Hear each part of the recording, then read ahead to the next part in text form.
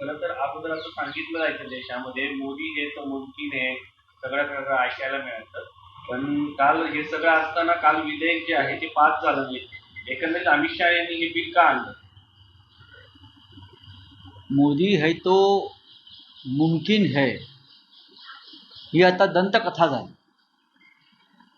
फार तर आता मोदी है तो नमकीन है, हे नमकीन नमकीन भाषणं करतात आणि त्यांचीच लोक जीभ चाटत टाळ्या वाजवतात.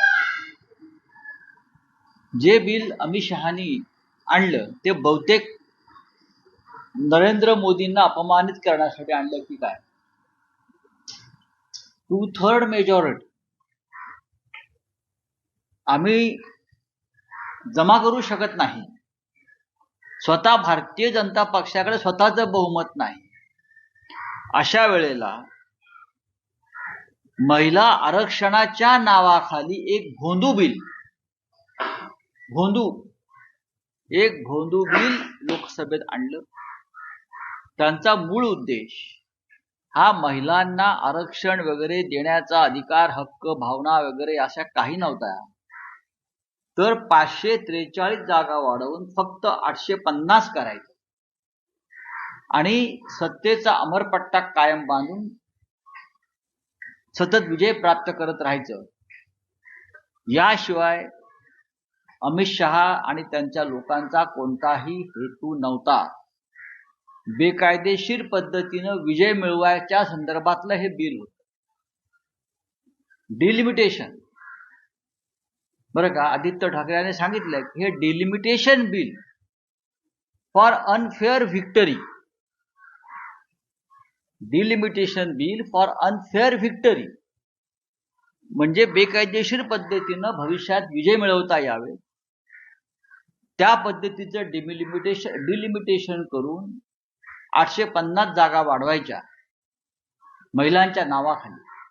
यापेक्षा या बिलाचा कोणताही हेतू नव्हता.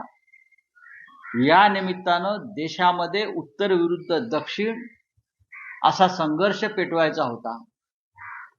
या निमित्तानं त्यांना पुरुष विरुद्ध महिला असा संघर्ष पेटवायचा होता. या निमित्तानं त्यांना आम्हीच एकमेव महिलांचे तारणहार हा नॅरेटिव्ह सेट करायचा होता. जर ते खरोखरच महिलांचे तारणहार असतील तर 2023ला जे महिला आरक्षण विधेयक आम्ही सगळ्यांनी मंजूर केलेलं आहे त्यातल्या 543 जागांमध्ये नरेंद्र मोदी यांनी महिलांना 33% आरक्षण द्यायला काहीच हरकत नव्हती. आमची सगळ्यांची तयारी होती.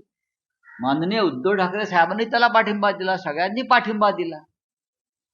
पण ते न करता भारतीय जनता पक्षातील पुरुष खासदारांच्या आणि पुरुष नेत्यांच्या जागा वाचायला पाहिजे यासाठी 850 जागा करण्याचं हे षडयंत्र होतं.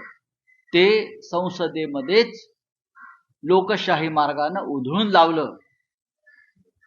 हे ढोंग आणि भोंदूगिरी, महिलांच्या नावावरची शोषण भाजप करते जे महिलांच्या नावाखाली, त्याचा आम्ही पर्दाफाश केला.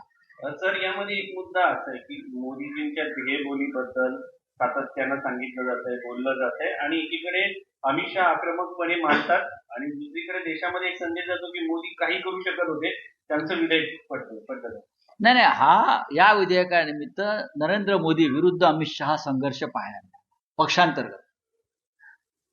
नरेंद्र मोदी विरुद्ध अमित शहा हा जो एक पक्षांतर्गत संघर्ष सुरू आहे असं बाहेर जे दबक्या आवाजात तुम्हाला दिसत होतं ते लोकसभेच्या पटलावर आम्हाला पाहतात. अमित शहा म्हणतात की आनंदोत्सव हा निंदनीय आहे. तुम्ही कोण म्हणताय? अमित शहा म्हणतात की तुम्ही विधेयक पडल्याच्या नंतर जो आनंदोत्सव केला. आम्ही विधेयक कुठे पडलंय? महिला आरक्षणाचं विधेयक हे 2023 सप्टेंबर 2023ला मंजूर झालेलं आहे.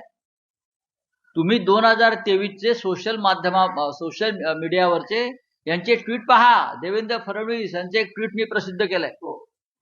पाहिलं असेल की 2023ला महिला आरक्षण विधेयक मंजूर झाल्याबद्दल देवेंद्र फडणवीस यांनी आनंद व्यक्त केला, मोदींचं अभिनंदन केलंय. स्वतः नरेंद्र मोदींनी त्यावेळेला आनंद व्यक्त केलाय. आम्ही आनंद 2023ला व्यक्त केलाय महिला आरक्षण विधेयक मंजूर झाल्याबद्दल. काल जो आम्ही आनंद व्यक्त केलेला आहे तो लोकशाहीचं रक्षण केल्याबद्दल. पण देशभरात असं आज- असं असलं तरी महिला नेत्यांमध्ये नाराजी दिसते. तुमच्याच पक्षाच्या मला- माजी खासदार प्रियंका चतुर्वेदी मला म्हणतात हा त्या- मोठा दुःखद दिवस आहे. मला माहित नाही. शिवसेना पक्षप्रमुख उद्धव ठाकरे यांनी या विधेयकाला संपूर्ण म्हणजे ही जी लढाई होती ढोंगाविरुद्ध, महिला आरक्षणाच्या नावाखाली जे ढोंग चाललं होतं त्या संदर्भात शिवसेना पक्षप्रमुख उद्धव ठाकरे, शिवसेना युवा सेना प्रमुख आदित्य ठाकरे आणि आमच्या सर्व खासदारांनी विद्यमान त्याला पाठिंबा दिला या लढाईमध्ये आणि आम्ही जिंकलो. प्रश्न असा आहे की आम्ही महिला आरक्षणाला विरोध केलेलाच नाही. कोणीच केला नाही. ना काँग्रेसनी केला, ना तृणमूल काँग्रेसने केला, ना डीएमकेने केला, ना समाजवादी पार्टीने केला, ना आमच्या शिवसेनेनं केला. कारण महिला आरक्षण विधेयक हे 2023ला आम्ही सगळ्यांनी मंजूर केलेलं आहे. भाजपच्या नेत्यांनी भेटी घेतल्याच्या नंतर चतुर्वेदींची भूमिका बदलली असं म्हणायचं. मला माहिती, माझ्याकडे अशा गोष्टींविषयी माहिती नसतं. आज देशभरामध्ये आंदोलन करणारे, निदर्शनं करणारे भाजप या बिलासाठी मूर्ख आहेत, मूर्ख आहेत ते. त्यांना हेच करायचं होतं ढोंग. म्हणून ते ढोंगी आणि भोंदू आहेत. भारतीय जनता पक्षानं या देशामध्ये अनेक भोंदू निर्माण केले कारण ते स्वतः भोंदू आहेत. अनेक भोंदू पद्धतीचे विचार आणि विधेयक आणली कारण ते स्वतः भोंदू आहेत. काळ इतका मोठा पराभव झाल्यावर त्याने गप्प बसायला पाहिजे, आत्मचिंतन केलं पाहिजे, चिंतन केलं पाहिजे की आपण लोकांना फसवायला निघालो होतो, आपण महिलांना फसवायला निघालो होतो. पण संसदेमध्ये त्या विषयावरती आपला पराभव झाला. लोकशाही जिवंत आहे आणि जिवंत राहील. राहुल गांधी यांनी भाषण संपताना एक नंबर सांगितला होता. 16 आकडा. जसं आपण म्हणतो 16वं वरीस धोक्याचं, तसं भविष्यातल्या राजकारणामध्ये 16 आकडा धोक्याचा. राहुल गांधींनी जे संकेत दिले ते योग्य आहे. काय कारण आहे? 16 नंबर कशाचा आहे? त्याच्याविषयी मी थोडं सुतोवाच माझ्या ट्विटमध्ये केलेलं आहे आजच्या सोशल माध्यमांवर. सर खरातचा भोंदू खरात अशोक खरात यांचा जो उपाध्यक्ष होता त्याच्या त्या कमिटीवरती त्याचा काल मृत्यू झालेला आहे. तपास शंका व्यवस्थित उपस्थित आहे. केली काही लोकांनी शंका उपस्थित केलेल्या आहेत. पोलीस तपास करतात एवढंच मी सांगेन. चला. ममता फडणवीस खरं तर त्यांचा प्रश्न वैयक्तिक असला तरी त्यांनी म्हटलं ऍक्सिस बँकेमध्ये देखील अशाच प्रकारे महिलांचं शोषण झालं होतं आणि धर्मांतराचं प्रकरण मी ऍक्सिस बँकेत असताना झालं होतं मग असं त्यांनी ते पोलीस तक्रार का केली नाही?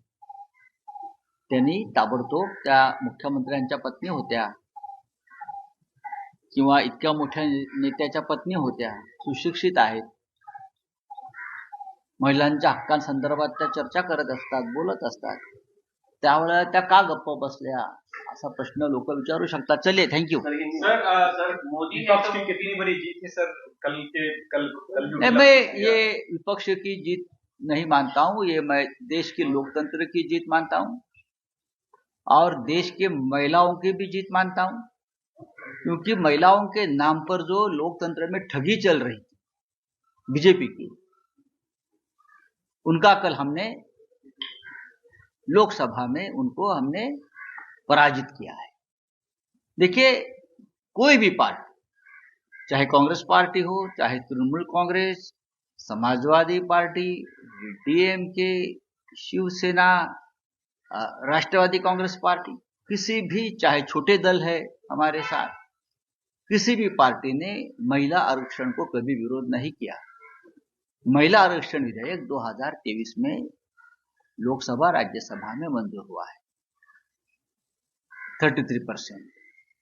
हमारी ये मांग रही हमेशा कि आप तुरंत जो आंकड़ा है 543 लोकसभा का सीटों का, उसमें आप 33% लागू करिए.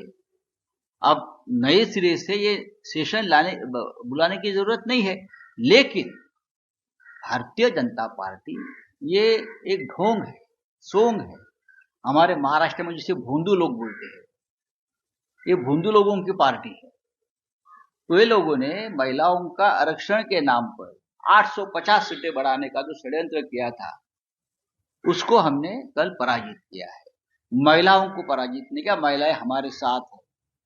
अगर आपके साथ महिलाएं है सचमुच, तो ये जो है उनके खाते में पैसा डालकर वोट खरीदने का काम बंद करो. पता चलेगा महिलाएं आपके साथ विचारों के साथ है या पैसों के साथ है. बिहार के चुनाव आते हैं तो 10-10 हजार डालकर महिलाओं के वोट खरीद लेते हो. महाराष्ट्र में 1500 में आप फोर्ड खरीद लेते हो लाडली बहन योजना में, मध्य प्रदेश में, गोवा में, सब यही कर रहे हो आप। जिस दिन आप इस प्रकार की हरकतें बंद करोगे और चुनाव में जाओगे तब पता चलेगा महिलाएं सचमुच किसके साथ है। विपक्ष और राहुल गांधी के खिलाफ पूरे देश में प्रदर्शन बीजेपी कर कोई रही नहीं, है। क्या जरूरत है। राहुल गांधी ने कल देश की लोकतंत्र बचाने की जो मूवमेंट हो गई कल, उसका नेतृत्व किया है। राहुल गांधी इस देश के बहुत ही प्रभावशाली नेता है और राहुल गांधी की लीडरशिप में हमने कल एक बहुत बड़ी जंग को जीत में बदल दिया है। सर, मोदी है तो मुमकिन कहा जाता था, लेकिन ये बिल तो गिर गया है, क्यों रहा है? मोदी है तो मुमकिन है नहीं, अब मोदी है तो सिर्फ नमकीन है। बस आप बीजेपी वाले नमकीन खाते रहे। सर, महाराष्ट्र सरकार ने क्लास 1 से लेकर 10 तक मराठी पढ़ाना अनिवार्य कर दिया है। देखिए, हर राज्य में वहाँ की जो मातृभाषा है, राजभाषा है, उसको अनिवार्य करना ही चाहिए। ये तो सरकार की नीति है ना, सरकार की भी नीति है, आरएसएस की भी नीति है कि मातृभाषा को सबसे पहले प्राधान्य देना चाहिए। उसमें गलत क्या है? महाराष्ट्र की राजभाषा मातृभाषा मराठी है। सर, राहुल जो वहाँ काम करते हैं, पढ़ते हैं, रोजी रोटी कमाते हैं, उनको वहाँ की लोकल भाषा आनी चाहिए। कोई बंगाल में जाता है तो बंगाली आनी चाहिए, कोई लखनऊ जाता है तो हिंदी आनी चाहिए, बिहार में हिंदी आनी चाहिए, पंजाब में पंजाबी आनी चाहिए, कर्नाटक में कन्नड़ आनी चाहिए। तमिलनाडु में कोई जाता है काम धंधे के लिए तो उनको तमिल भाषा आनी चाहिए। आप कैसे वहां से कम्युनिकेट करेंगे वहां के लोगों से? राहुल गांधी के सर गजल को आप कैसे देखते हैं? नंबर 16 दिया है। नंबर 16 जो है, आपके निधन में क्या है? नंबर 16 ये बहुत बड़ा रहस्य है और ये नंबर 16 ही मोदी जी को 16 महीने के अंदर घर भेज देगा।